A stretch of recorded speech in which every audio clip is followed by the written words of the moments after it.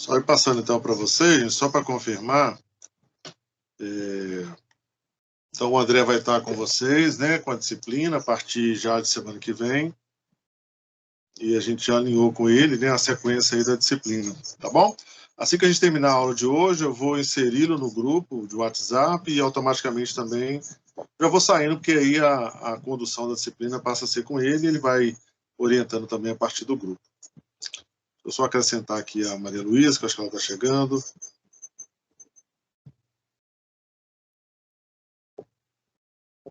Tá. A Jalile me passou a mensagem hoje mais cedo, eu não pude respondê-la, meio corrida aqui o dia hoje, mas a respeito do estudo dirigido, né? Eu conversei, então, com o André no sábado, e a gente conversou algumas coisas sobre a transição aí da disciplina, e aí, a partir daquilo, como ele pensou em conduzir a partir de então, eu abri mão dessa atividade, né, do estudo dirigido, até porque não será uma sequência que ele vai adotar. Na semana que vem, na aula, ele vai dizer para vocês como que ele vai estar conduzindo e tudo mais. Então, eu achei por bem deixar essa atividade que seria avaliativa por conta dele.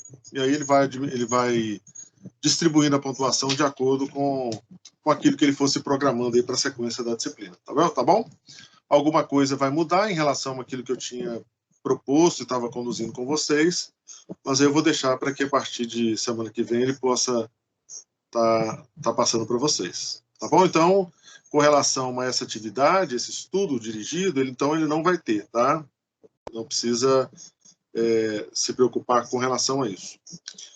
Boa noite, Maria Luísa, tudo bom? Você já está aí conosco, né? Ouço sim. Legal, que bom. Beleza. Tudo bom? Tudo bom, né? Tudo. Prazer tê-la aqui conosco, primeiramente, né?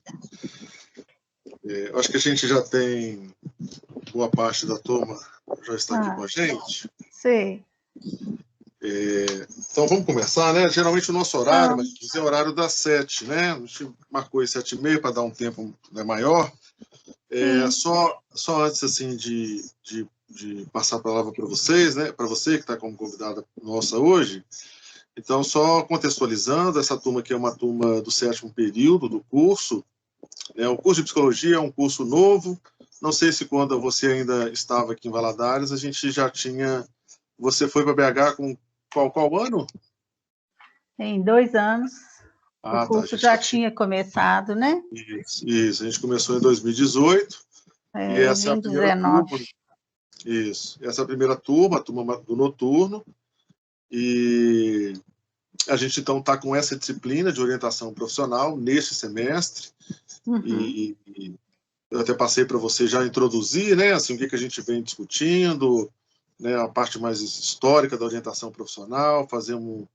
Fizemos uma discussão em torno aí do modelo psicométrico, depois fizemos um estudo sobre o Donald Super, e tive a oportunidade de dar uma aula expositiva sobre a perspectiva clínica, aí tomando como referência, então, Bohoslavsky, e na oportunidade, inclusive, o texto que eu pude selecionar como referência para essa perspectiva foi o seu texto, né, como eu já te falei, e eu não tive possibilidade de trabalhar os textos do seu livro, porque eu não tenho o seu livro, né? Então a gente teve dificuldade, teve com alguns colegas aqui, até da Univale, ver se a gente conseguia por lá, né? Mas questão de onda roxa, isso tudo dificultou ter o acesso, né? Mas acho que o seu texto foi muito bacana, porque ele é bem sintético, né? E bem curto, então a gente trabalhou esse texto como referência na última aula.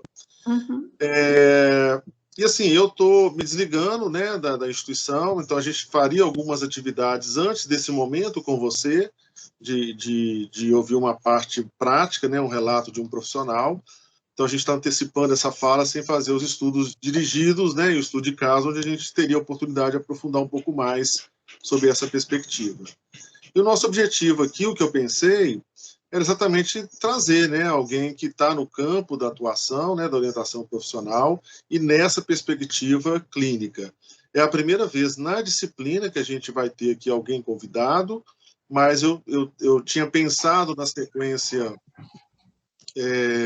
talvez o colega que vai me substituir, pelo que a gente conversou no sábado, ele vai manter essa programação, né, de a gente abordar a orientação profissional no campo da educação, onde a gente vai ter também algumas colegas que trabalham com orientação profissional no campo da educação, especificamente as psicólogas do Genoma e do Colégio Bituruna aqui de Valadares. A gente já conversou, a gente terá isso lá no finalzinho da disciplina.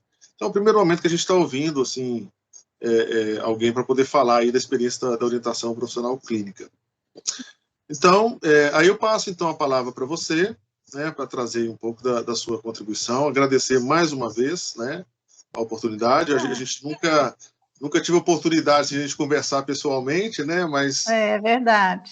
Convivi muito mais tempo com a Dilson, né, sua esposa, na época do conselho, e, enfim. Passa a palavra aí, então, para você. Não vão aparecer os alunos? A gente tem uma recomendação da faculdade pela a questão de não suportar quando a gente coloca imagem, né? Então, se todo mundo ligar ao mesmo tempo, gera uma desestabilização. Entendi. Aí a gente acaba ficando meio aqui, só mesmo na imagem mesmo. Tá. Então, eu vou ficar aqui no pé de página. Isso. Não, para mim, você aparece como grandona, né? Para você que aparece aí. Tá bem, então. Então, vamos lá, né? Boa noite, alunos, né? Bem-vindos a essa formação, né? Espero que vocês gostem, porque, na verdade, eu preparei uma contação de caso. Eu gosto de contar casos, né? Na verdade, para introduzir o caso, né, que é um caso clínico, que eu trabalhei com ele e que, inclusive, está no meu livro, depois vocês podem ter acesso, né, e quem quiser adquirir pode entrar em contato comigo.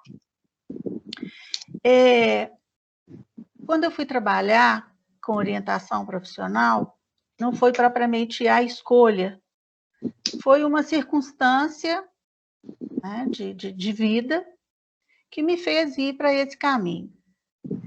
E eu já estava na clínica, então eu queria conciliar a clínica com esse trabalho de orientação.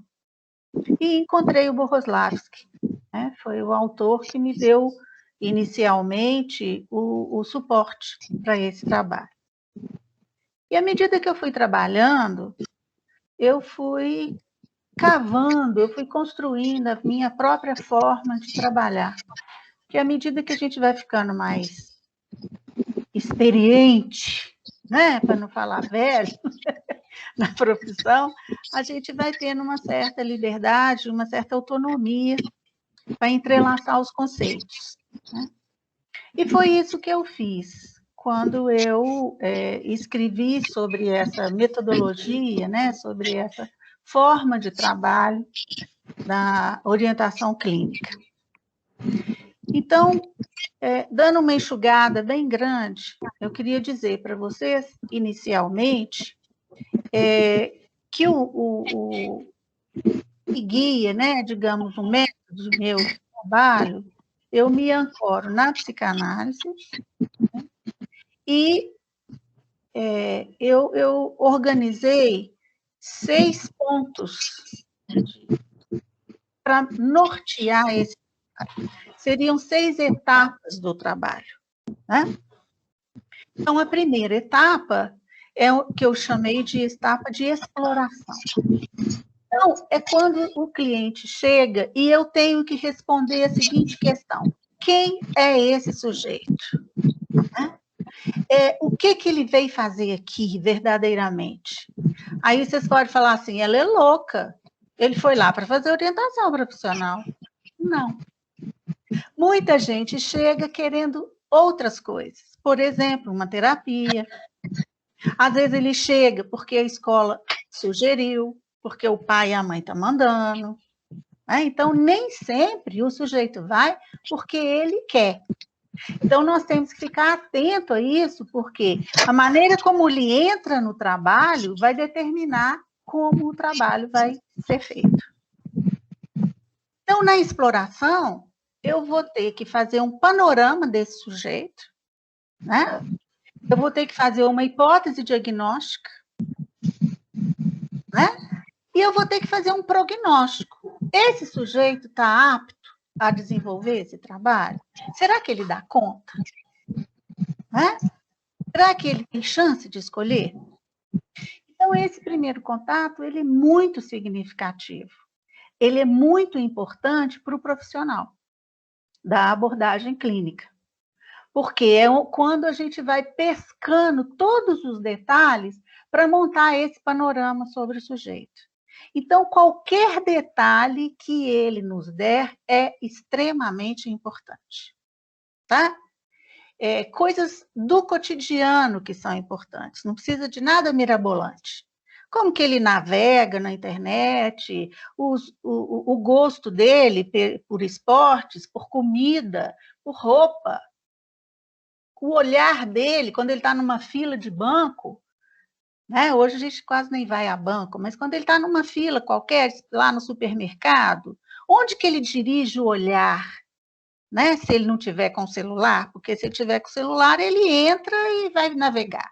Mas se ele não tiver com o celular, o que chama o olhar dele dentro do supermercado? Então, são esses detalhes que a gente tem que observar para ir montando uma hipótese de funcionamento da personalidade. Esse que é o diagnóstico da orientação. Né? Que sujeito é esse? Que aspectos, que noções ele tem de mundo, de si, né? Do mundo profissional. Então, grosseiramente falando, rapidinho, esse é o primeiro momento. O segundo momento eu chamo de estudo das possibilidades. Então, ó, eu já olhei esse sujeito, já tive uma ideia de como que ele está funcionando no mundo. Né? Ele já falou lá um monte de coisa. Eu gasto 2, 3, 4 vezes, 4 sessões. Enquanto eu não tenho isso claro em mim, eu não passo para a segunda fase. Tá? Por quê? Porque a primeira é o material que eu estou colhendo. Então, se eu não tiver material, eu não tenho como seguir. Então, uma outra característica da abordagem clínica, o número definido de sessões não é a priori. O número vai sendo construído à medida que o trabalho vai andando. É claro que a gente tem uma noção, né? Se passa de 20, o sujeito também já está precisando de uma terapia, já não é mais de uma orientação profissional. Né? Então, o profissional tem que ter essa dimensão também, para não ficar arrastando a coisa demais e sair do propósito, do eixo. Né? Então, o estudo das possibilidades, o que é isso? Nós vamos perceber o potencial humano e o potencial material do sujeito. Potencial humano, eu já procurei na primeira etapa, eu vou agora investigar um pouco mais fundo. Eu adoro ficar na internet. Me falou lá na primeira etapa. Agora, na segunda, o que você gosta de ver na internet? Que tipo de site, que tipo de aplicativo você usa? Aí você vai esmiuçando essas possibilidades. Porque, de repente, surge uma profissão aí. Né? Eu gosto de esporte. Né? Então, que tipo de esporte? E aí você vai adentrando nessas possibilidades. Uma vez me chegou um sujeito dizendo assim, eu gostaria muito de ser astronauta. Né? Um cara de 21 anos. O meu sonho é ser astronauta. Um cara com uma dificuldade de comunicação imensa, um cara com uma deficiência enorme de aprendizagem, um cara com uma situação financeira relativamente pequena. Então, esse potencial humano e esse potencial material estavam limitados naquele momento. Né? Eu não quero dizer que ele não possa chegar lá, mas ele vai ter que trilhar com muito esforço, com muita complicação, para chegar nesse espaço de ser um astronauta. mas ele pode cavar outras coisas, né? E ele cavou ser aviador. E ele conseguiu lá tirar o brevet dele. Então, assim, são possibilidades. Eu tenho que olhar meu sonho, mas eu tenho que olhar um pouco da minha realidade também, né? A terceira, aí o sujeito vai se enchendo das possibilidades. A gente dá a linha e ele vai andando, né? No terceiro momento, nós vamos trabalhar o que eu chamei de escolha das alternativas. Né? O que é isso? Ó, eu dei linha, ele foi e foi. Até onde esse sujeito pode ir? Então, nós vamos pegar todas as possibilidades que ele aventou dentro do trabalho, e aí a gente vai afunilando. Nós vamos ver os prós e os contras, né? E o que tem a ver realmente com aquele sujeito. Nós vamos fazer confrontações, desilusões, como nesse cara que queria ser astronauta, ele teve que ser desiludido desse lugar de astronauta, né? Que para ele é praticamente impossível. Então, ó, estava grande, cheio de possibilidades e a gente vai afunilando. No segundo momento, eu chamo de instrumentação. É quando entram as informações a nível teórico e a nível prático sobre essas possibilidades, sobre essas alternativas que ele aventou, né? Então, vamos dizer aí que tem 5, 6, 7 opções. E a gente deixa, né? Na etapa da instrumentação, ele vai pesquisar em qualquer lugar. Eu convido, em vez de eu mostrar o material, eu falo, você vai a campo. Antes, a gente mostrava o material. Tinha, né, dicionário de profissões, tinha um monte de coisa que a gente oferecia ao sujeito. Hoje, há muito tempo, eu já não trabalho com isso mais.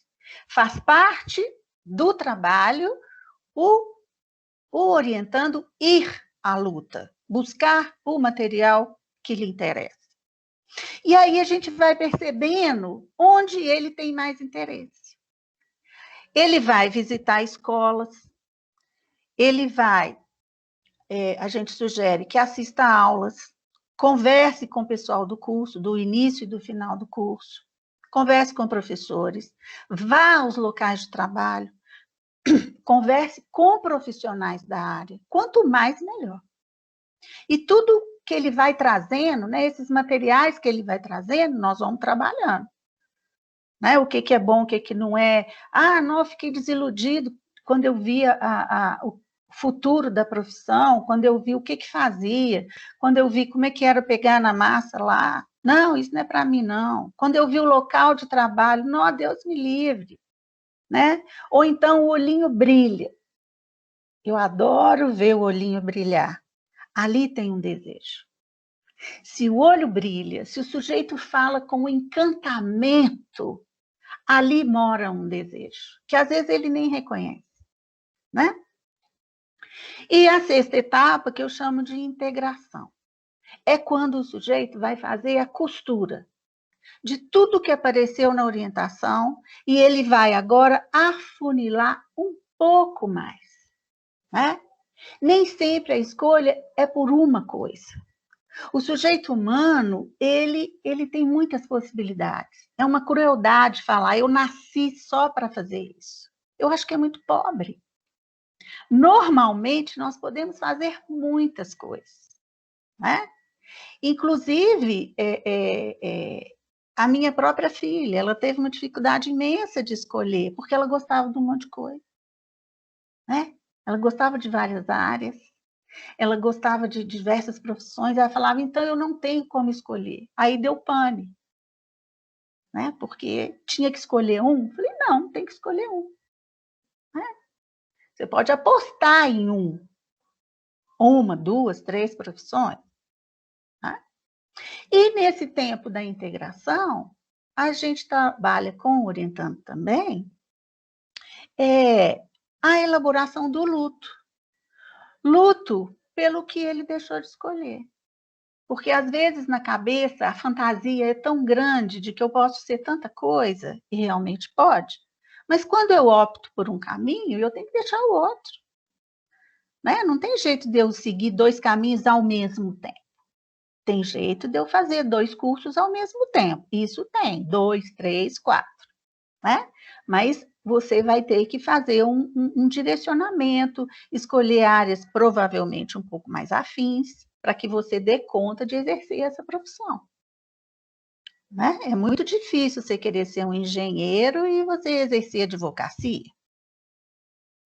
Não é que não dá, não. Dá.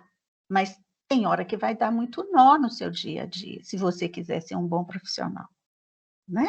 Mas dá para conciliar o direito com a psicologia, o direito com a pedagogia. Né?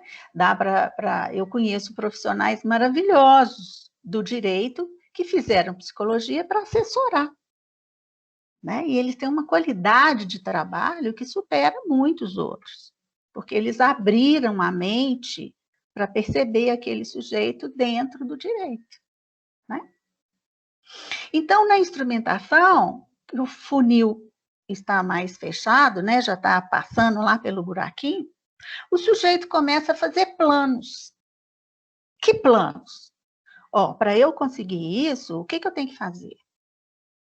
Se eu for entrar para uma faculdade, eu tenho que passar ou no Enem ou no vestibular. Eu estou preparado? Não. Sim. Se eu não estou, o que eu tenho que fazer?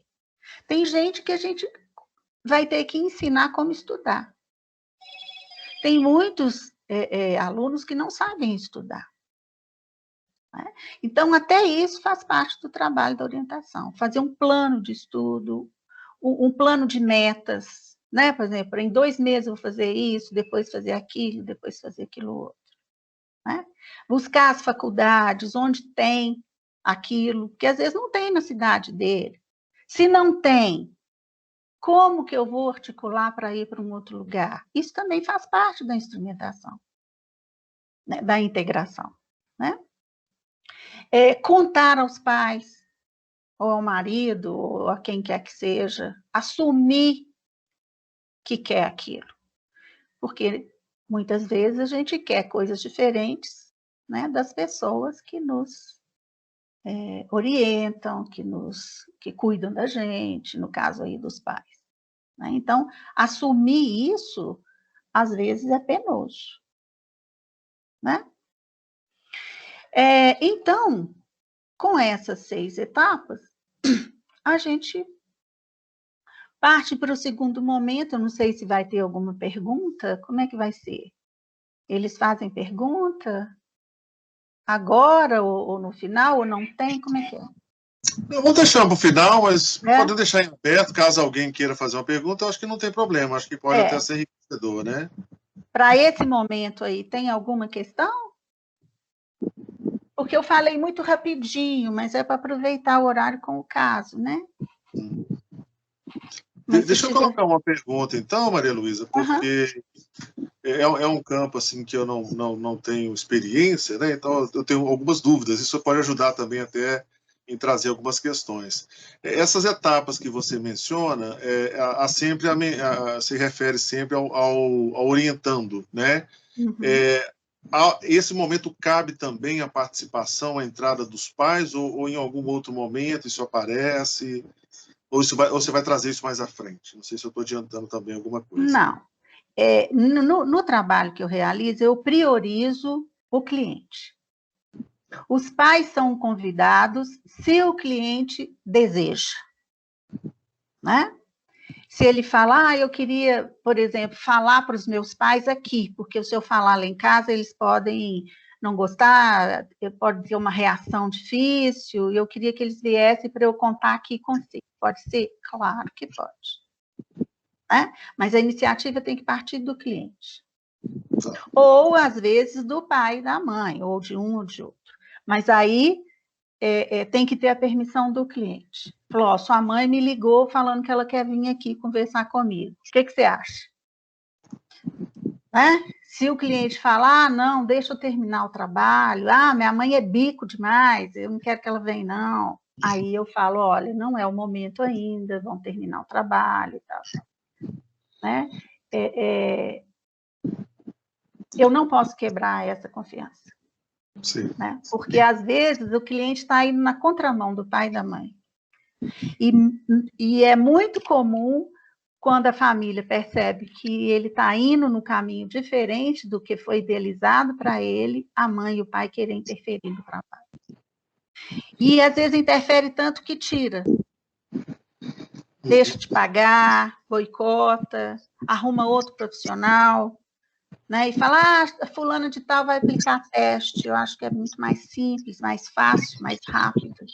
E aí o cliente vai, né? A gente não tem como segurar. Tá?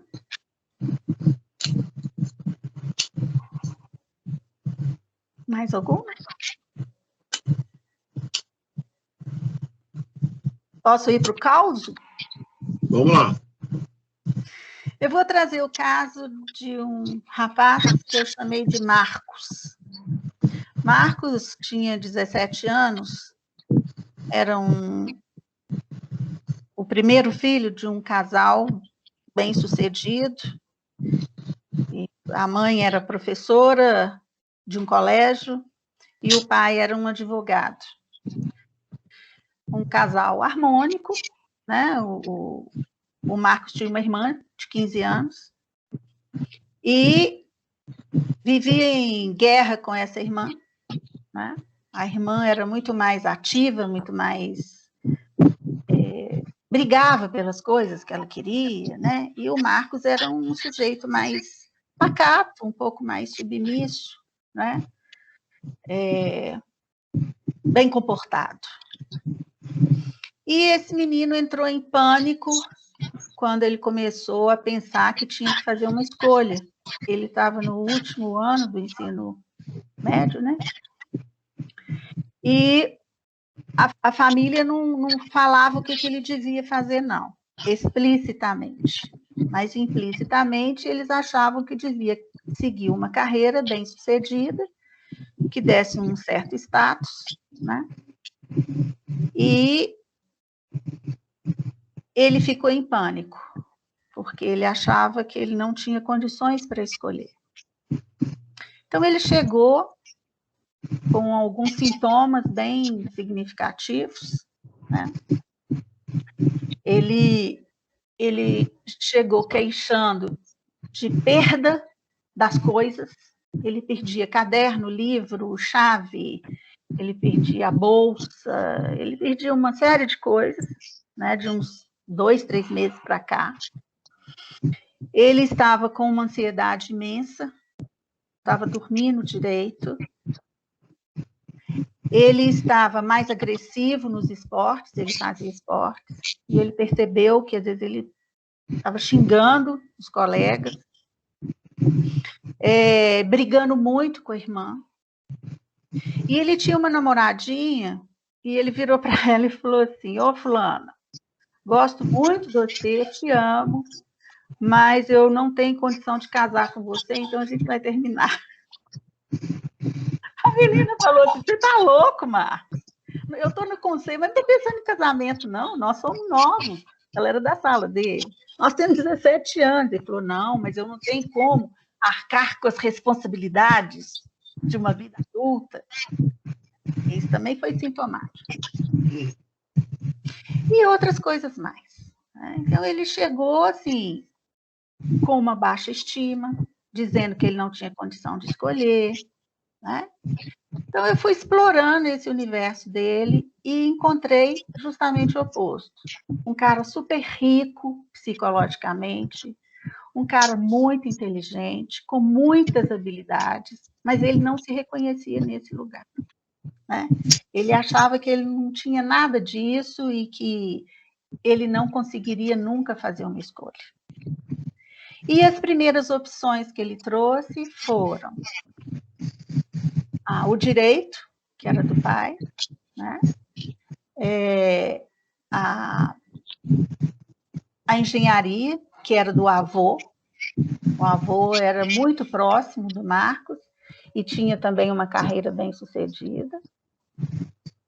E arquitetura, que o pai falava, não, você pode trabalhar com seu avô, né? Ou então fica mais fácil, tal, você está na área aí da matemática. Então, assim, sempre ele achava que tinha que escolher entre essas três.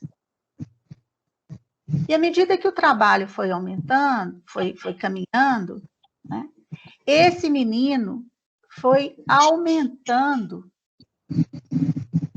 sintomas e desenvolveu um quadro meio obsessivo,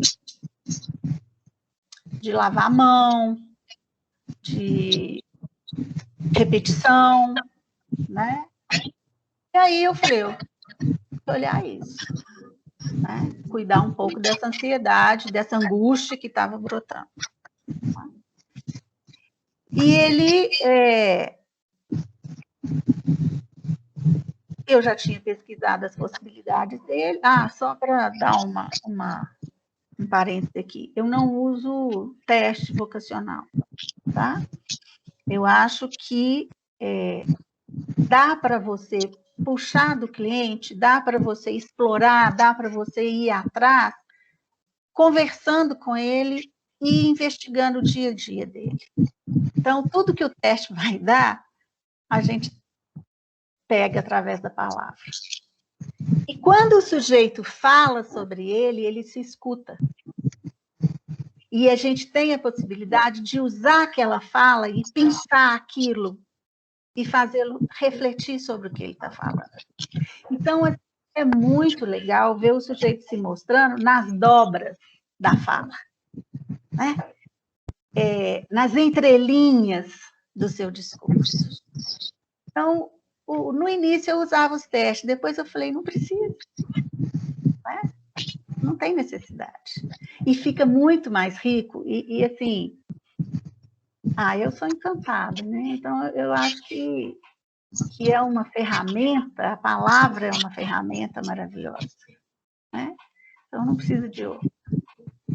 E aí, esse rapaz, ele foi vendo que ele tinha uma série de potenciais, né? Que não estavam sendo reconhecidos. E estava amarrado, sabe? Assim, e ele na negativa, e ele na baixa estima. Aí, nesse segundo momento, eu disse para ele assim, Marcos, você vai imaginar, você vai fantasiar, vai soltar o seu pensamento e vai me dizer como que seria um excelente dia de trabalho. Independente de lugar, independente de profissão, independente de escolha. O que seria um bom dia de trabalho? Aí ele disse, trabalhar ao ar livre, com muita gente, principalmente criança, e ele foi descrevendo. E ele viajou. Nessa viagem, né, ele termina a viagem com uma crise de choro. E aí o que foi? Ele disse assim, eu adoro esporte. Eu quero trabalhar com esporte, mas eu não posso. Não está na linha, né, do que eu preciso ser. Aí deu toda a deixa. Eu falei, aqui que está. Né? A caixa de marimbondo está se revelando. Né? E aí a gente começa a explorar cada pedacinho dessa fantasia dele.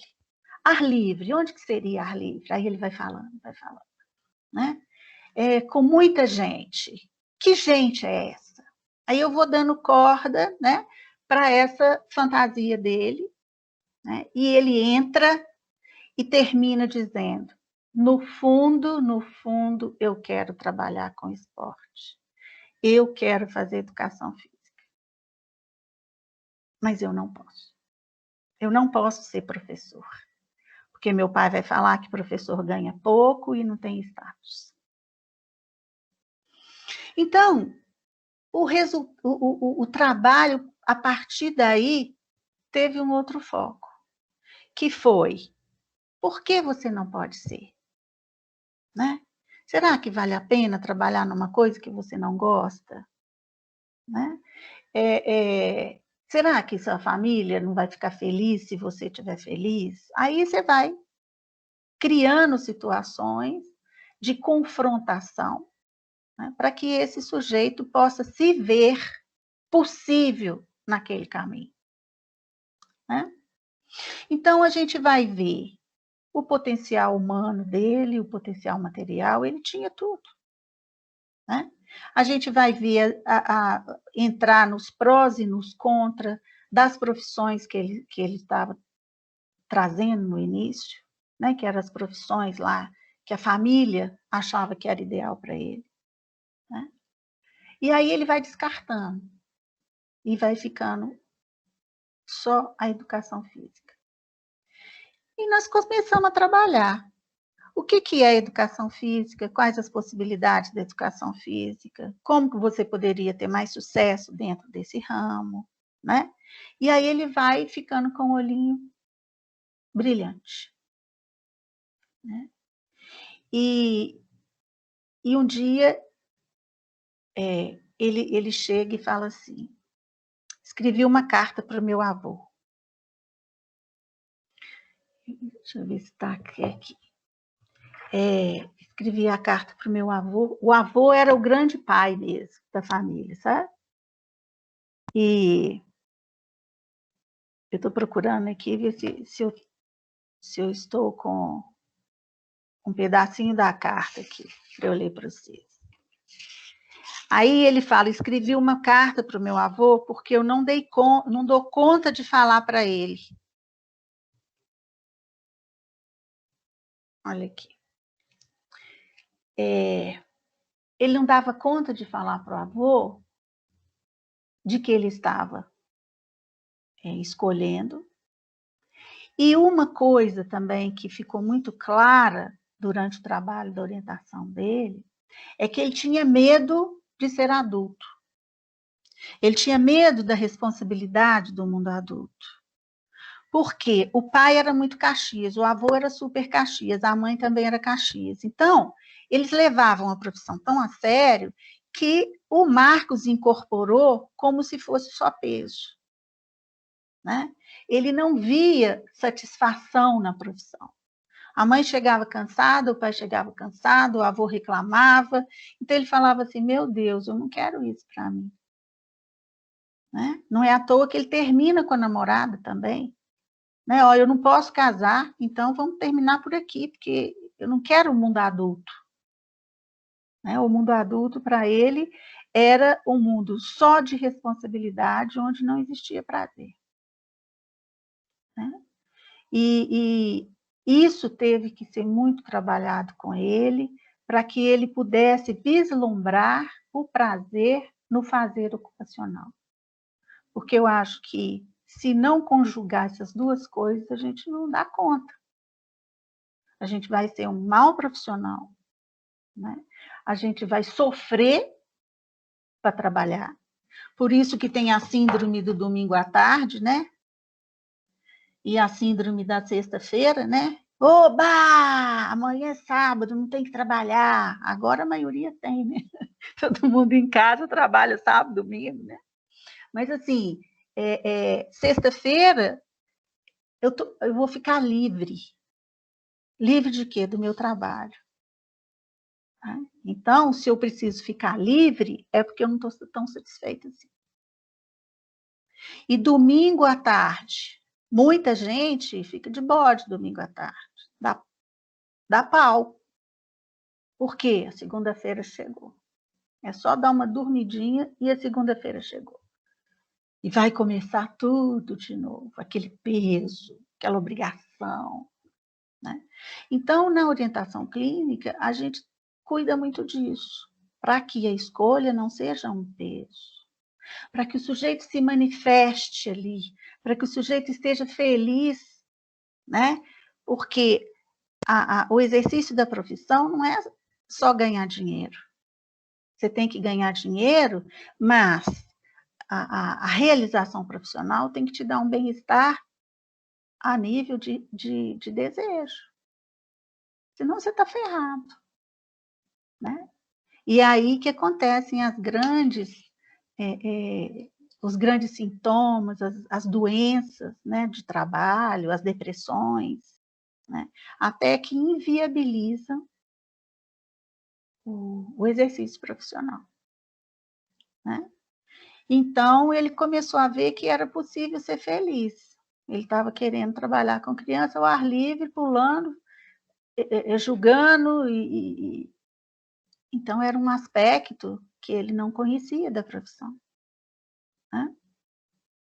E aí, só um trechinho da carta do avô, porque eu achei tão linda a carta, né? Eu tenho achado que viver é muito difícil. Não sei se vou conseguir me sair bem na vida como o senhor e o pai. Sei que deram duro para conseguir tudo o que tem, para criar a família e nos educar. Mas, para mim, parece que a cabeça não pode parar de funcionar nem um minuto. Dá pane. Apesar de tudo, acho que chegou a minha hora. Tenho mesmo que pensar o que eu quero para mim. Vocês já fizeram isso e acertaram. Será que eu vou acertar também? Acho que eu tenho uma chance, pois tenho conseguido me virar na vida. Preciso mesmo é encarar e pagar para ver. Quando ele escreve e entrega essa carta para o avô, né, em vez de falar, ele começa a assumir a escolha dele. Aqui ele ainda não fala da educação física, mas ele está dizendo que ele tem que fazer uma escolha e ele, na carta, ele dá a dica de que ele já escolheu, né? Que agora é por ele. E é uma carta linda, sabe? Assim, é uma carta marcante dentro do processo, é um divisor de águas. E aí, a partir dessa carta, né, ele fala assim, eu vou encarar. E quando ele fala que vai encarar, ele assume, né, que ele está fazendo uma escolha. E aí, na instrumentação, né, além do conhecimento, porque no fundo ele já tinha todo o conhecimento sobre a área, ele já sabia, né? Mas aí nós vamos trabalhar com ele como falar para pai e mãe e para o avô. Né? O que eu ganho, o que eu perco, como que eu falo, se vai ser aqui, se não vai ser aqui, o que eu imagino que eles vão falar, né? Como que eu vou lidar com a cara desapontada deles. Então, assim, nós ficamos várias sessões planejando e ele elaborando, né, esse luto do menino que era obediente, né, que fazia tudo que a família queria, e agora despontando um jovem que queria se lançar no mundo de uma maneira diferenciada. Então, assim, é um caso muito bonito, como tantos outros, né? E, assim, eu tenho um carinho por esse Marcos, porque foi muito sofrido o trabalho dele, mas em momento nenhum ele abriu mão dessa pesquisa interior, né? E aí, assim, é muito gratificante quando a gente chega ao final do trabalho com um resultado positivo, desse tamanho, né? Então, é isso. Tem muito caos. Se vocês quiserem, eu posso contar mais. Não sei como é que está aí. Pessoal, quem quiser perguntar, então, fique à vontade. Se alguém... Tem algumas pessoas que às vezes costumam ter algum problema com o microfone, né? Quiser também escrever aqui, eu posso estar redigindo. Regina, posso estar falando aqui, né? Jalire, você quer perguntar? Você estava até com problema no microfone, né, Jalire? Você quer digitar ou você quer... Ou já resolveu o áudio aí? Eu pergunto, eu saí do computador, entrei no celular, já resolvi. Boa noite, Maria Luísa. Ei, tá bom? Joia. Então, você tinha comentado que, às vezes, no processo de orientação, quando a gente observa que o cliente está um pouco fora da realidade, que passa até pelo processo do luto, né? Mas como que a gente pode identificar, na prática mesmo, as habilidades, as competências do cliente, mesmo sem os testes? Tá. Eu investigo a vida de escola, né? Desde pequenininho. Eu investigo o lazer, onde o sujeito gosta de estar na hora de lazer. Eu investigo as habilidades no esporte. Eu investigo o que as pessoas costumam dizer sobre ele. Né? Às vezes o colega fala, não, fulano vai fazer, fulano que é bom nisso aí. E às vezes o cliente não tem noção de que ele é bom naquilo. Né? A família o requisita onde? Né? O que a família nomeia que aquele sujeito tem facilidade? Ele tem algum hobby? Que tipo de hobby? Né? Se ele desenha, eu peço que leve um desenho para mim. Se escreve, eu peço que leve. Né? Se ele, quer dizer, tudo que está no mundo dele, né, no site, que sites que ele vai, que nível de pesquisa ele faz na internet, se ele joga, né, os pontos que ele atinge naqueles jogos, como é que ele vai passando de fase, isso tudo denota inteligência. Se é uma inteligência abstrata, se é uma inteligência prática. Né? Se é o rapaz que conserta as coisas, que conserta o computador, que nunca fez curso, mas ele vai fuçando lá e ele consegue arrumar. Se ele conserta até celular, se ele dá conta de mexer lá no carro do pai, tem interesse lá em ver o pai mexer no carro, instalar alguma coisa no carro. Né? Então, é naquilo que o sujeito faz no seu dia a dia. É aí que as habilidades se apresentam. Né? No início, a gente pode até utilizar algum teste, né, para vocês, que alguém quiser começar, que é um trabalho legal para começar quando forma, né? Não precisa ser uma orientação propriamente clínica, você pode mesclar uma escuta clínica com uma metodologia de testes, né? Você vai mesclando, mas você tem que ter em mente o que são habilidades, como que elas se manifestam. Né? Isso aí é só estudando. Se você tem isso na cabeça, você vai colhendo isso de uma forma implícita no exercício da vida do sujeito. Se ele é sujeito explosivo, se ele é um sujeito mais tranquilo, né? Se ele é um sujeito que consegue manter as relações afetivas, se é um sujeito que cuida bem do corpo, né? Isso tudo a gente vê. Né? É só olhar mesmo, né? Olhar com olhos de paixão, né? O que eu estou chamando olhos de paixão? É aqueles olhos grandes que abarca todo o sujeito, que vê o sujeito como inteiro, e não só um sujeito acadêmico ali, para mensurar só quanto que ele produz e dar um número para ele. Na orientação clínica, a gente tem que ver o sujeito funcionando no mundo. Né?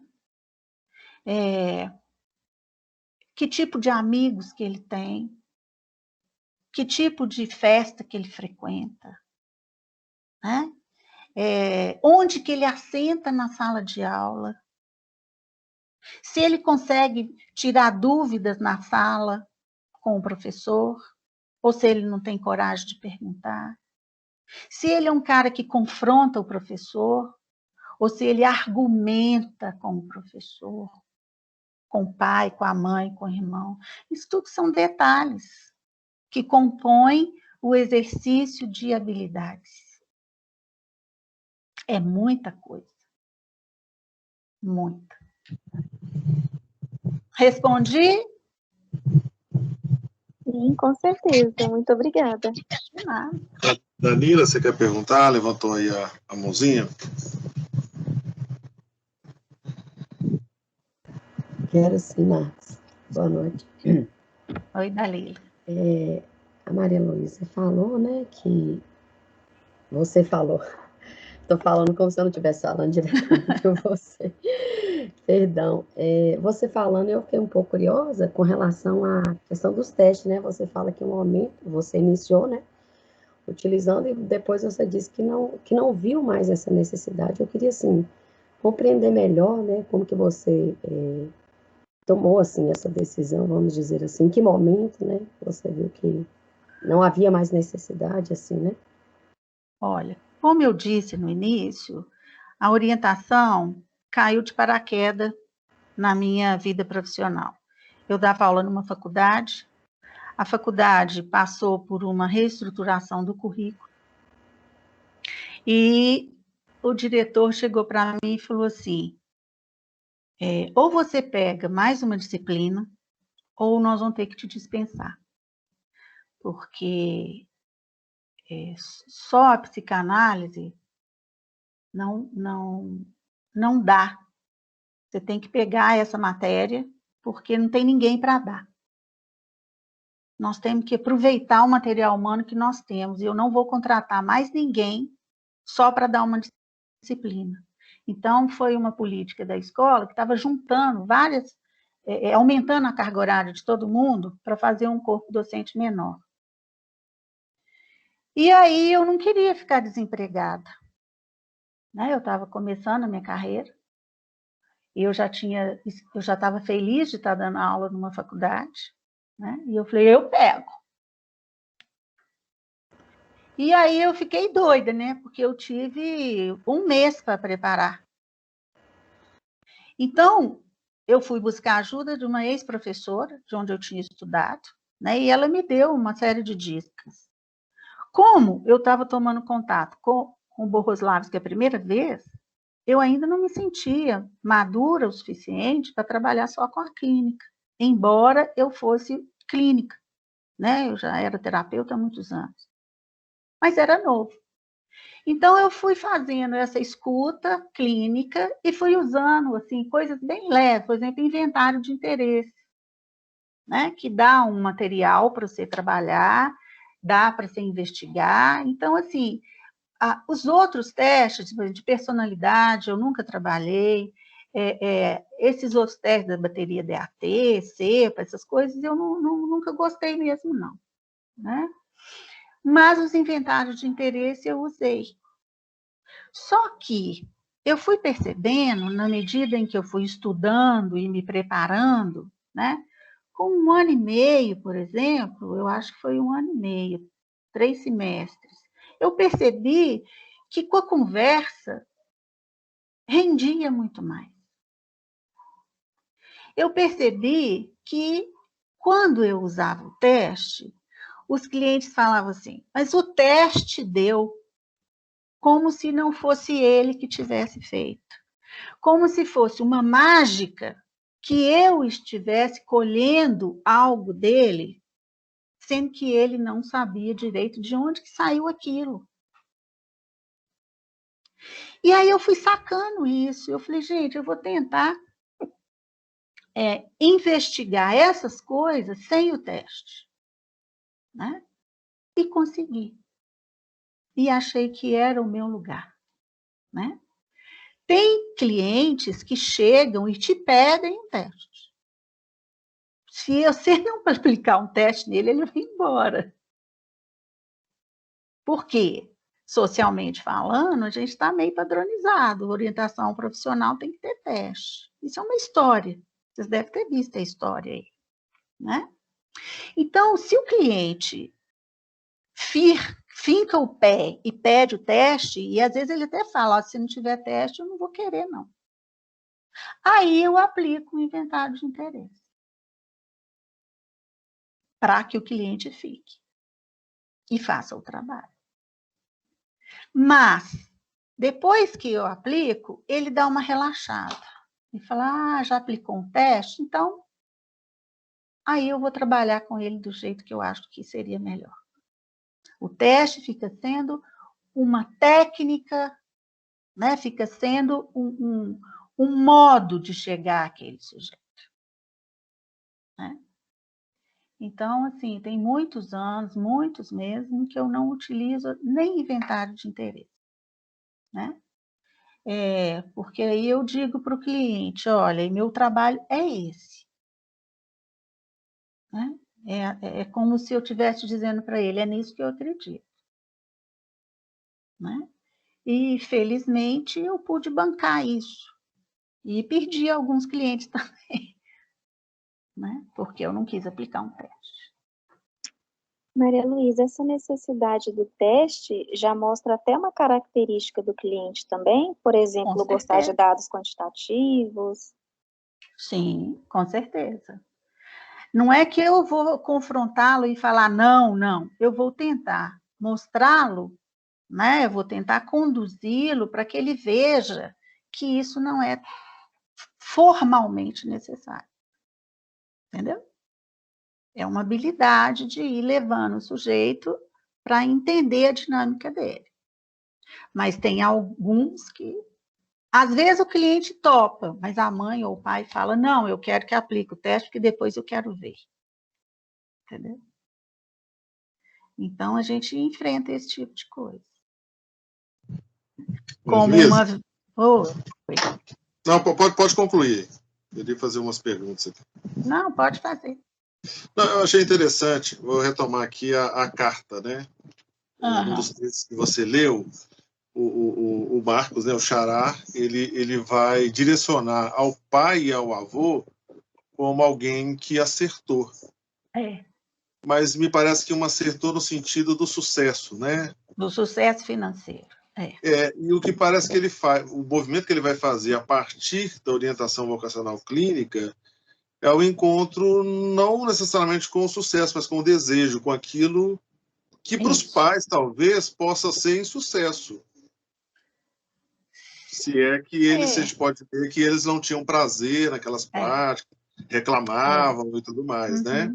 É interessante que eu achei isso, assim, o percurso que ele foi fazer foi juntar naquilo que você falou, que inclusive no texto, eu lembro que no seu texto você fala disso em algum momento, essa junção entre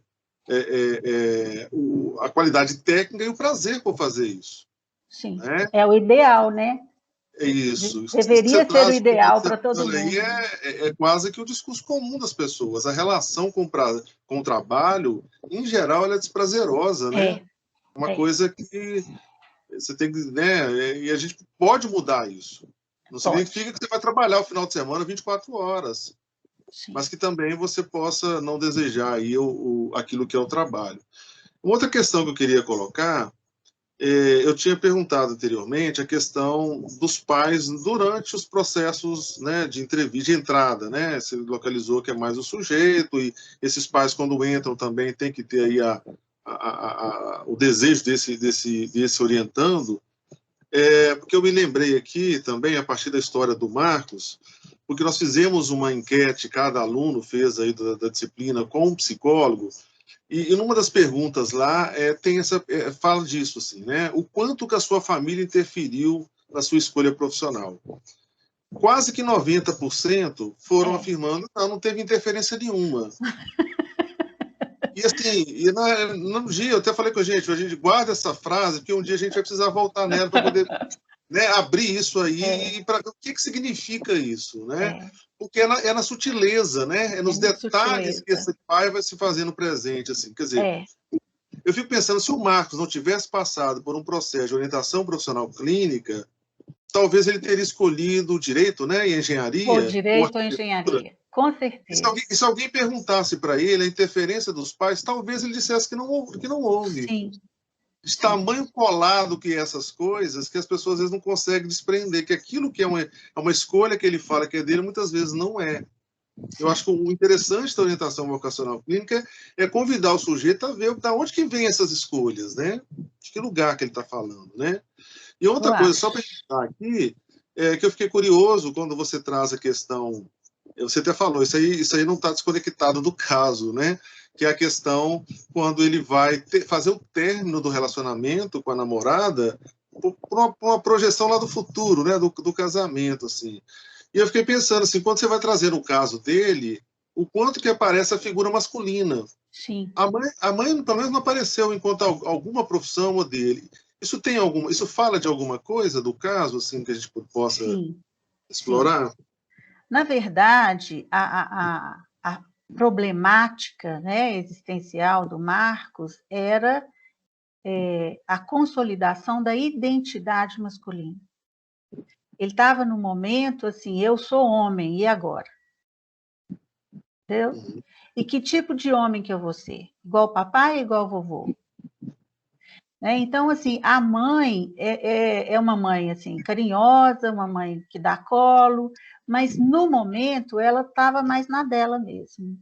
Ela não aparece muito na orientação, porque a questão dele era o ser homem. O ser homem no mundo. Deu tanto que ele dispensa a namorada e depois ele volta com ela, né?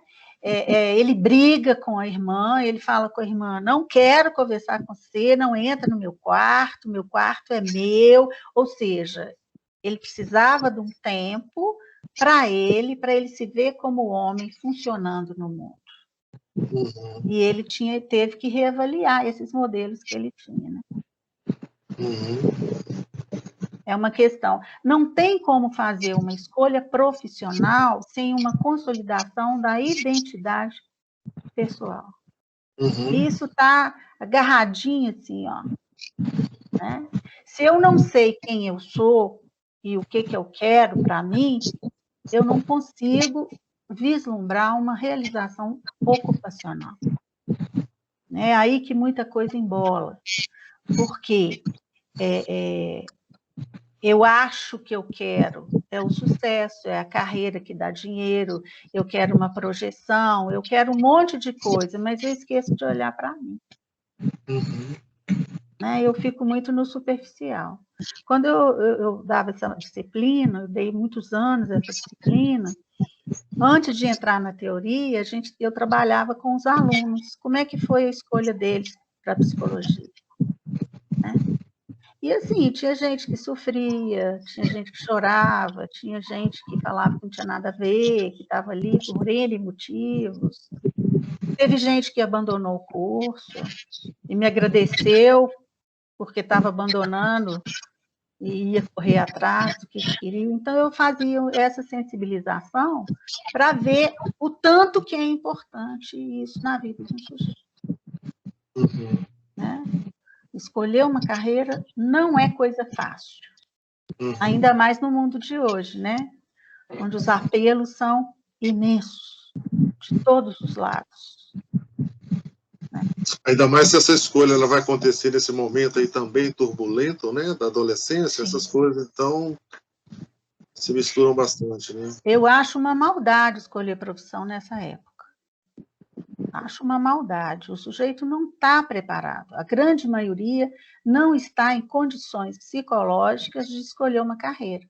Ele está vivendo outras coisas, ele está vivendo o namoro, ele está vivendo a sexualidade, ele está vivendo as baladas, ele está vivendo aprender a dirigir, ele está fazendo outras coisas que são próprias do momento, que são necessárias serem vividas, né? E não uma entrada numa carreira, numa faculdade, rápido, assim, como se fosse definitivo, que é uma outra coisa que eu trabalho muito na orientação profissional. A escolha profissional não tem que ser definitiva. Eu posso fazer reescolha. Tem um preço, mas vale a pena. Sim. Pessoal, alguma pergunta? Ou sobre o caso do Marcos, ou alguma outra questão também, né?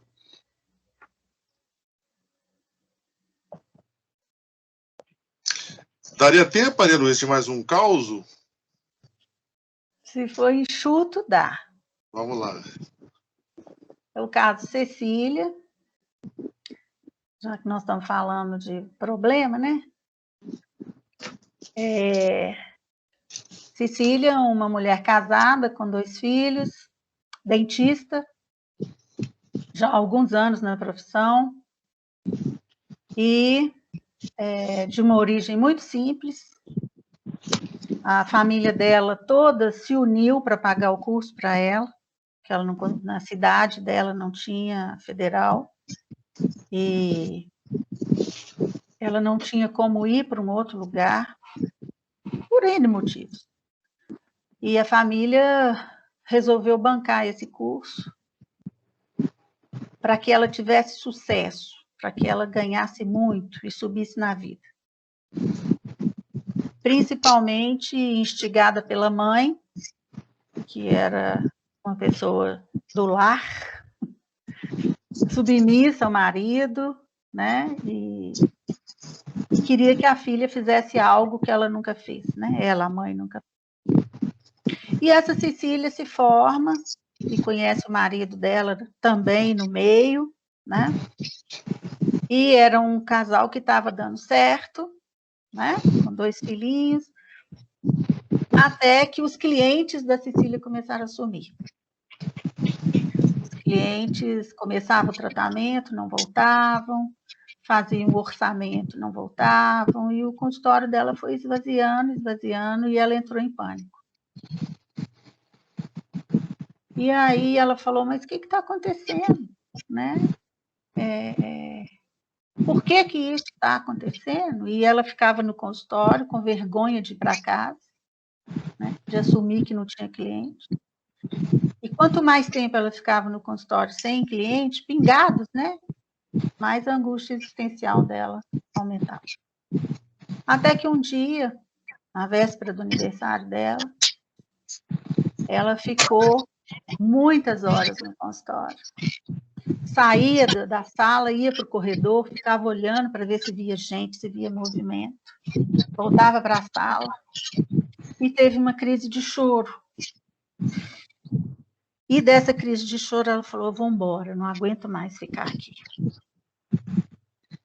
E aí ela conversando com uma amiga dela, a amiga dela falou assim, procura um psicólogo, faz uma orientação profissional e tal. E no desespero dela, ela me procurou. Nem era caso propriamente para uma orientação, mas ela não se permitia fazer uma terapia. Terapia era para gente doido, e ela não era doida. Diante disso, eu acolhi para ver até onde que dava. Então, a Cecília, na verdade, ela que estava espantando os clientes dela. Ela fazia coisas, ela procedia, né, de forma inconsciente, é claro, de forma que o sujeito não voltava. Esquecia de telefonar, esquecia de marcar horário. O cliente falava assim, olha, eu estou precisando terminar o tratamento até tal época. Ela não escutava, né? Ou seja, ela escutava e cortava, né? Não pegava as próteses para fazer o trabalho, o cliente chegava lá e ela falava assim, eu esqueci de pegar a prótese no laboratório. Ou a pessoa ia entregar, ela não estava lá. Então, assim, ela foi boicotando, sem querer, querendo, né? Até que chegou uma hora em que ela não tinha dinheiro para pagar as despesas do próprio consultório. E aí o marido teve que ajudar. E ele falou assim, mas como é? Você não está tendo dinheiro para pagar?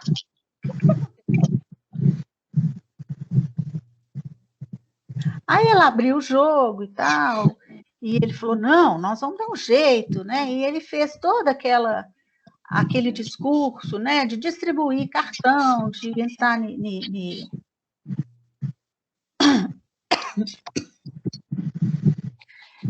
fazer convênios. Ele deu todas as estratégias que ele utilizava, né?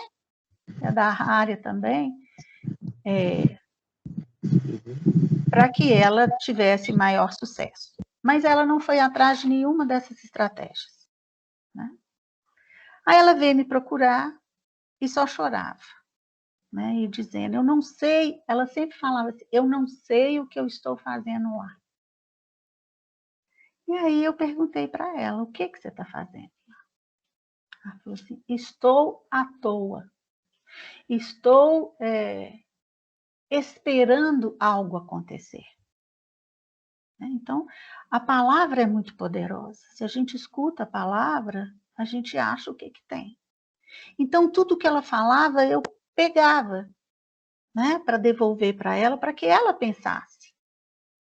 E chegou um momento em que ela reconheceu que ela não queria ser dentista, né? E aí me conta como que ela entrou na odontologia. A mãe não tinha opção, nem o pai, nem ninguém, por odontologia. A mãe queria que ela fizesse um curso que desse dinheiro, que desse status. Até para ajudá-los quando eles fossem velhos. Olha o peso, né? Olha o peso. E aí ela tinha uma amiga, era amiga íntima, que queria ser dentista. E a amiga fala com ela, vamos estudar junta, e a gente passa junto, e a gente vai continuar junto na faculdade, uma ajuda a outra, né? E aí ela fala assim, então tá. Né? A amiga escolheu para ela, e ela aceitou, porque era um curso bem visto. E quando ela comunicou em casa, todo mundo aplaudiu, todo mundo, né? Nossa, vai ter uma doutora e tal, tal. Eram vários irmãos, só o mais novo que tinha vontade de estudar, né?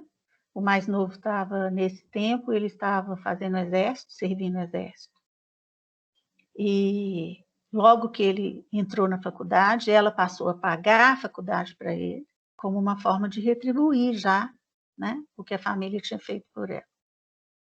Pagava plano de saúde para a mãe, para o pai, um tanto de coisa assim, pagando, né, o investimento que eles fizeram. Aí ela vai conversando comigo e vai dizendo, eu nunca quis ser dentista. E eu perguntei para ela, o que você queria ser? Ela falou assim, nunca me vi em lugar nenhum de trabalho. Eu não sei. Aí nós fomos trabalhar o que ela não queria. Porque se ela não tinha noção nenhuma e numa crise existencial desse tamanho e gerou uma crise dentro do casamento, né? Tinha que partir de algum lugar. Então vamos partir. O que você não quer? Quando ficou claro que ela não queria a odontologia, nós fomos aparelhando, né, ajudando essa moça a se aparelhar para comunicar à família que ela não queria continuar na carreira, que ela ia fechar o consultório.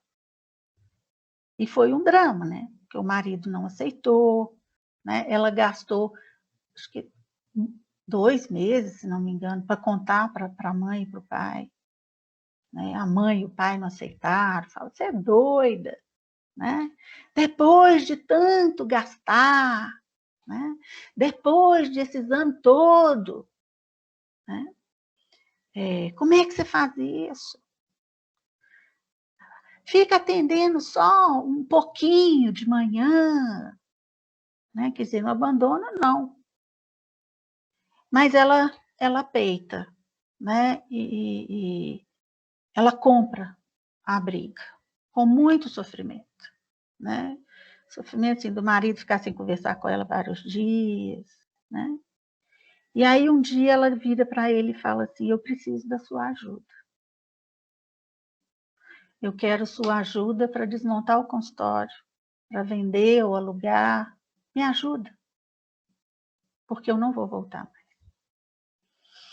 E entre choro, né? O cara, que era uma pessoa muito bacana até, ele vê que era de verdade. Aí ele fala, então tá, eu vou te ajudar. Mas o que você vai fazer? Ela fala assim, não sei. E não sabia mesmo. Ela estava totalmente perdida dentro dela, né? Tem muito mais detalhes, né? Mas não vai dar tempo. Aí ela finaliza o trabalho, da orientação, assumindo isso, que foi o resultado da orientação dela, foi esse, assumir que ela não queria. E aí eu a indico para um trabalho terapêutico, que é lá que ela ia, né, construir um outro fazer profissional, se fosse, né, o caminho dela.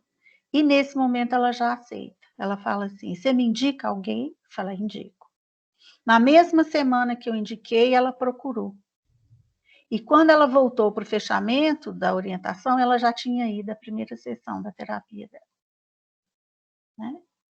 E ela falava, eu preciso estar melhor para poder ajudar os meus filhos a não passar pelo que eu passei. Né? Eu não quero que eles vivam o sofrimento que eu estou tendo. Não precisa acontecer de novo. Essa frase foi muito assim, emblemática no trabalho dela. Né? Muito bonito. Né? E, então, foi um outro caso assim, que eu tive muito carinho. Né? Pelo envolvimento dela, né? Pela garra, pela virada, né? Uma pessoa de 30 anos, quase, dar uma guinada dessa e abandonar, né? Uma carreira socialmente promissora, rentável, né? E assumir, não sei o que eu quero da minha vida. Né? Pois é, linkando até com o que você já tinha falado, né? Acho que dá até para a gente dizer que existem muitas Cecílias, né, Maria Luísa? Oh, e como? Ou seja, né, pessoas que... Eu fico pensando aqui, né, no caso dela, assim, a chegar a esse ponto em que esse sintoma se manifesta através da falta de cliente, o quanto que antes disso ela não vem carregando uma insatisfação, né, assim, de peso, né, do exercício de uma profissão, sem desejo, sem vontade, que não foi escolha dela também, mais uma vez, né? Não. Mais uma vez. E eu fiquei pensando também que o divórcio, né, assim, o divórcio quase com a profissão linkada aí com o marido também, porque ele era odontólogo, né? Era. Então esse divórcio da profissão não foi fácil aí até nas questões pessoais, né? Não, foi muito sofrido. Muito sofrido mesmo. Tinha dia que ela chorava quase a sessão toda. Né? Tipo assim, o que eu vou fazer da minha vida? Totalmente perdida, totalmente alienada, né, no desejo do outro, né? Ela saiu do desejo da mãe e entrou lá no desejo do marido, né? E ficou, sabe, no desejo da mãe, né? Lá na amiga dela. Acabou que a amiga não passou, né? Foi ela que passou, ironicamente, ela passou. Né? Sintomaticamente, né? Sintomaticamente. Então, assim, quando a gente... Não, pode falar, pode concluir. Você tem preferência agora? Não, eu lembrei, porque eu toquei nesse ponto, né, na última aula, o quanto que uma orientação vocacional clínica, ela vai tocar em alguns pontos que vai provocar, às vezes, até esse sujeito buscar uma análise ou uma terapia para além das questões profissionais, porque ela se dá conta né, da sua história, dos determinantes da sua vida, né? E aí o caso da Cecília trouxe um pouco disso, assim, né? Ela descobriu o que estava por trás daquela insatisfação ali, né? E aí outras coisas para além da profissão, ela com certeza foi encontrar lá na terapia que ela foi fazer, né? Sim. Na verdade, gente, a escolha da profissão, ela está diretamente relacionada com como eu escolho as coisas na vida. Sabe? Essa é uma das questões que às vezes eu pergunto na hora da exploração. Como é que você escolhe uma roupa quando você vai fazer compra? A pessoa até assusta. Assim. Como é que você escolhe dentro de um cardápio que você vai comer? Tem gente que não escolhe. Tem gente que fala assim com a pessoa que está do lado. Tá gostoso? Tá bom esse aí? Ah, então eu quero um daquele ali, ó. Ou então pega duas roupas, duas blusas e fala, qual que é melhor? Essa ou essa? Essa ou essa? Né? Tinha uma cliente minha que quando ia fazer isso, ela tirava foto das roupas e mandava para a mãe ou para a irmã e falava, qual que fica melhor em mim? entendeu? Então, assim, então, quando chega na hora da escolha profissional, a escolha é o quê? É um somatório de escolhas que o sujeito foi fazendo ao longo da vida. Não é aquela hora ali que acontece. Ele tem que ter um exercício de autonomia desde pequeno. Um exercício de autoconhecimento. E quando o sujeito consegue casar essas duas coisas, é um alívio. Porque traz uma satisfação interna muito grande. Então, mesmo que tenha um nível de sofrimento psíquico durante o trabalho, nem todos os casos são assim, viu, gente? Eu contei 2 aqui, mas não quer dizer que tem todo o trabalho da orientação é suado assim, não, tá? Tem trabalhos muito leves, gostosos, rápidos, vai depender de onde que o sujeito está e de como que ele está se percebendo na própria realidade. Eu trouxe esse mais difícil para vocês verem a problemática, onde que a orientação clínica ela pode chegar. É na problemática lá no cerne do sujeito. Porque a escolha profissional traz todas as repetições neuróticas que a gente desenvolve.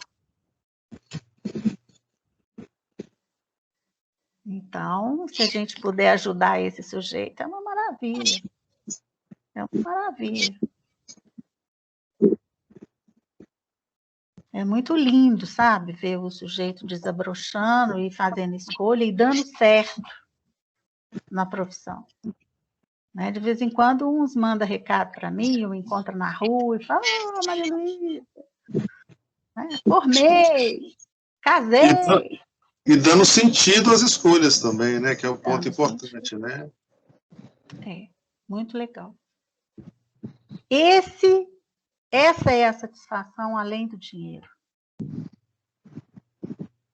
Né? Eu contribuí verdadeiramente para uma pessoa ser um pouco mais feliz. Porque se o psicólogo não tiver esse ganho, ele está fodido. Se ele fizer só por dinheiro, ele está ferrado.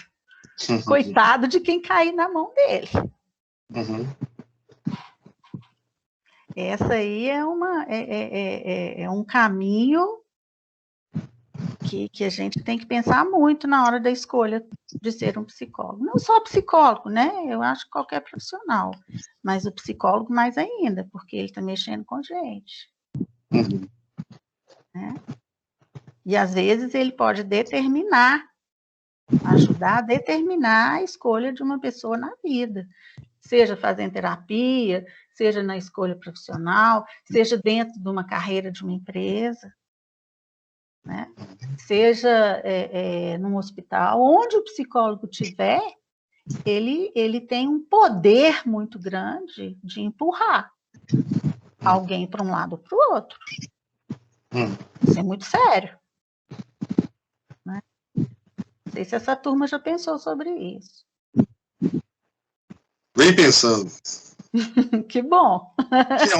Que é um pensar constante, assim, também, constante. né? Constante. Quer dizer, quando o sujeito lá cola o seu grau, pega o seu canudo, faz o seu registro no CRP, não está acabada essa discussão, né? Essa é uma questão... Está só começando. Exatamente. Ninguém sai pronto. Só para a gente assim, fechar, eu queria assim, te fazer uma pergunta, até pensando na questão do nosso contexto atual, a gente já vai aí para praticamente quase, vamos fechar com quase 2 anos, né, num mundo de confinamento, de isolamento, e eu queria saber, uma curiosidade, assim, isso ressoa no seu trabalho de orientadora profissional? Faz alguma interferência nesses 2 anos em termos de demanda dessas dúvidas? Essas coisas estão atravessadas na escolha profissional? Dá para perceber isso? Dá, claramente. Primeiro, acontece 2 coisas bem significativas, né? Tanto na clínica analítica, quanto no trabalho de orientação profissional. Com a pandemia, muitas pessoas potencializam a angústia, né? Porque é um momento estressante mesmo. Diante da angústia, alguns evitam. Então, sai da terapia, né, porque não tem dinheiro. Tem um lado que é real. Às vezes está desempregado, né? Às vezes está ganhando a metade, e às vezes tem que parar mesmo por um tempo. Isso é real. Mas tem aqueles que, diante da potencialização da angústia, como não tem ainda a coragem de se lançar nessa angústia e ver o que está por trás, é uma boa hora para poder escapar, né? Tanto na clínica como na orientação. Ou seja, não tá, algumas falas foram assim, não está tendo aula, então não vou mexer com isso agora não. Quando as aulas voltarem, eu te procuro de novo. Então, alguns procuraram, outros não. Né? Então, esse é um grupo de pessoas que, digamos, do evitamento. E tem as outras que procuram porque estão desesperadas. Olha, com a pandemia, deu um nó na cabeça, eu preciso de ajuda. Né? Agora, qualquer crise que tem, reflete diretamente no nosso fazer profissional. Né? Infelizmente, as terapias e os trabalhos psicológicos ainda são considerados segunda linha, né? Não é prioridade. Segunda linha no sentido de que não é prioridade. Né? Prioridade é comida, médico, né? E outras coisas mais. Então, assim, quando tem uma crise, reflete diretamente no consultório. Né? Agora, depois vai voltando tudo de novo. Né? Os que pararam voltam, a maioria, e tem os novos que chegam pelo desespero da situação. Né? Então, a gente não fica sem trabalho, não, graças a Deus. Né? Tem só uma pergunta aqui do Renato. Renato é psicopedagogo, também tem a formação de psicopedagogia, ele quer fazer uma pergunta. Vai lá, Renato. Oi, Renata. Ei, boa noite, tudo bem? Tá mais uma pergunta, não é bem uma pergunta. Quando você fala... Desculpa chamar de você, mas... Tudo bem, ué. Então, quando você fala que o processo terapêutico ele é tido como segunda linha, segunda opção, eu senti muito isso, né, em consultório também, por já atuar na psicologia. Sim. E realmente, mas eu acredito que faz parte de uma cultura, não sei dizer se isso perpassa o nosso país, ou se é uma cultura predominante do nosso país, de ser remediativo, né? É uma cultura de somente tratar aquilo que já está instalado. Sim. Infelizmente, sim, Renata, é isso mesmo. E aí a gente vai percebendo todo esse comportamento, o movimento inverso, né? Sim. Em vez das pessoas prevenirem, elas estão cada vez mais buscando tratar. E a bomba explodir para depois procurar um médico. Sim. Que é cultural mesmo, né? Mas, assim, eu tenho muita esperança disso ir mudando, e já está mudando, né? Porque, assim, quando colocam psicólogo na escola, psicólogo em posto de saúde, atinge a população em cheio, né? Então, essas pessoas, elas vão começar a saber quem é o psicólogo, já estão sabendo, né? Pra você ter uma ideia, a minha secretária aqui, de casa, a menina dela teve um problema de angústia nessa pandemia, desenvolveu uma síndrome do pânico e tal, e assim, ela foi direto procurar um psicólogo, entendeu? Uma pessoa assim de renda baixa, de pouca escolaridade, mas ela já está antenada, isso é coisa de psicólogo. Né? A menina está fazendo terapia no posto. Ou seja, isso está mudando. Vai demorar muito ficar do jeito que a gente quer? Vai, mas já está mudando. Né? E nós precisamos trabalhar bem, né? Para vocês aí que estão em formação. A profissão vai ser melhor reconhecida na medida em que tiver mais profissionais trabalhando com qualidade em todas as áreas. Com compromisso, né? Compromisso pessoal e social. Nós somos agentes de transformação, né? Então, se eu trabalho bem, se a pessoa resolveu o problema dela, se ela ficou satisfeita, isso vai ser um multiplicador, né? Luísa, eu falei que era a última pergunta, mas eu senti que a minha pergunta ficou incompleta, porque é só fazer um link, porque para você poder falar, assim, falou dos impactos da pandemia na clínica da orientação profissional. A gente, por conta da pandemia também, a gente se viu migrando para um processo de trabalho que já existia, que é o trabalho online, né? Mas que a Fórceps nos colocou nesse campo, né? Sim. E como é que é isso para a orientação profissional? Há algum impedimento ou limitação em relação ao presencial? Olha, limite tem sim, né? Eu acho que ver, sentir a pessoa perto, eu acho que isso é impagável, né? Eu resisti muito a trabalhar online. Só que eu levei um empurrão danado, porque quando eu saí de Valadares e fui fazer a indicação para os meus clientes, para outro profissional daí, muitos deles não aceitaram. Não, eu quero ficar com você, nós vamos trabalhar online. Partiu dele, de uma pessoa até, né? Não, nós vamos trabalhar online. No início, eu não tinha pensado nessa possibilidade, eu tinha pensado em encerrar e abrir o consultório aqui. Só que eu trouxe muitos clientes de Valadares online, né? Então, até agora, eu estou recebendo clientes online, né? Daqui também, devido a essa pandemia, né? Tem os seus limites? Tem, mas eu acho preferível trabalhar assim do que não trabalhar, do que deixar o sujeito em sofrimento, né? Então, assim, eu aprendi muito com esse online também. Bacana. Pessoal, alguma pergunta, assim, só para a gente já ir fechando?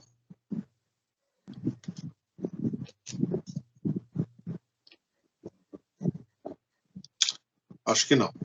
Então, Maria Luísa, queria agradecer mais uma vez, né, a oportunidade, né, de contribuir aqui com a gente. Eu acho que foi muito enriquecedor, né, poder trazer esse lado diferente do que a gente vinha estudando no que diz respeito à orientação profissional, né, e eu acho que quando a gente conversou antes, né, você falou assim, eu posso levar os casos? Eu acho que e essa foi a riqueza, né, da conversa hoje, exatamente porque o caso nos permite ver a operacionalidade, né, de como funciona a perspectiva clínica, né?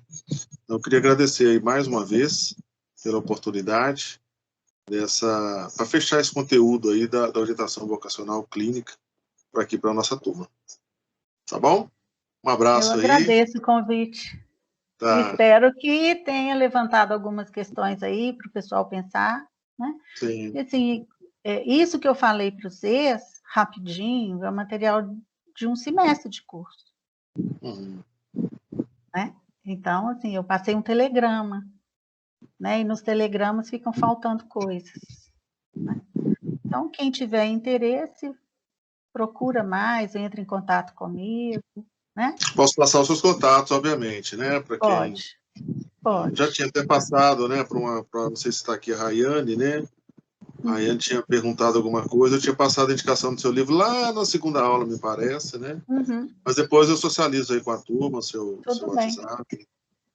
Boa sorte para vocês, alunos. Obrigadão. Um abraço. Manda Até um abraço mais. para o Adilson. Falou. Ele mandou um abraço para você também. Ele e tal. Manda um abraço para ele. Tchau, prazer, viu, Maria? Muito obrigada, Danila. Tudo de Tchau, bom para você. Boa noite. Boa noite. Obrigada. Pessoal, vamos encerrando então, tá? Assim, encerrando a aula de hoje também, eu queria também me despedir, né? Porque hoje é a nossa última aula. A partir de semana que vem, o professor André, então, assume a disciplina. E aí ele já vai ser inserido no grupo, ele já vai passando as orientações, como é que vai seguir aí o andamento a partir de agora. Forte abraço aí para vocês, a gente vai conversando aí. Até mais. Tchau, Marcos. Tchau.